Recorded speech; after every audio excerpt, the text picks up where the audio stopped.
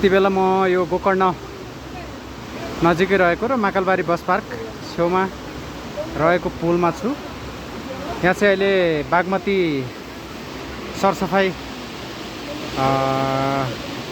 गरेको मैले केही 15-20 दिन अगाडिदेखि नै देखेको थिएँ र अहिले एकदम सफा पनि भएको छ।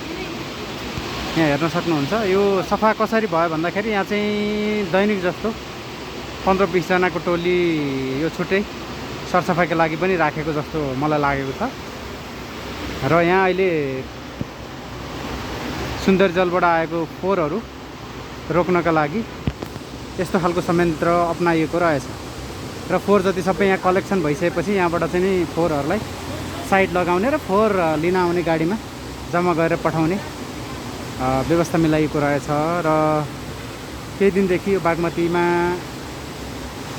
पहिला चाहिँ एकदमै सानो पानी आउने र फोहोरहरू गन्दा आउने हुन्थ्यो र अहिले चाहिँ मेलम्चीको पानी आइसकेपछि फोहोर यो पानीहरू बगीको कारणले गर्दाखेरि फोहोरको गन्ध त्यति आएको छैन र बागमती सरसफाइ गरियो भने वातावरणलाई पनि एकदम राम्रो हुन्छ भन्ने कुरा हामीले बुझ्नुपर्छ र जथाभावी फोहोरहरू फाल्ने काम गर्नु हुँदैन।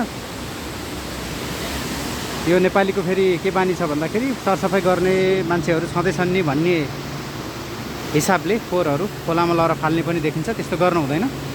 त्यो चाहिँ एउटा सच्चा नागरिकले यो खोलालाई सरसफाइ गर्ने अभियानमा साथ दिनुपर्छ। फोहोरहरू फाल्ने काम गर्नु हुँदैन र यो दायाँ बायाँ फालिएको जम्मा गरिएको फोहोर चाहिँ समय-समयमा सही समयमा आएर फोहोरहरू लगेर त्यसलाई प्रशोधन गरियो भने त्यो राम्रो हुन्छ भन्ने मलाई लाग्दछ।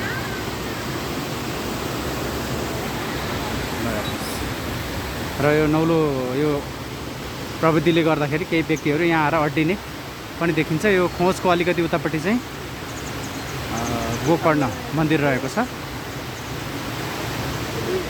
यो फोहोरहरू जम्मा गर्नलाई जस्तै मान्छेहरूले माथिबाट फोहोर फाल्छन् नि, त्यो फोहोर चाहिँ अब खोलामा नजाओस् भनेर यो रोकेको यहाँ।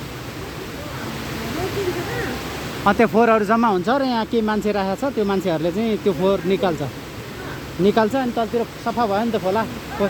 पहिले भन्दा अहिले सफा छ नि। पहिला त हिँड्न नसक्ने अवस्था हुन्थ्यो।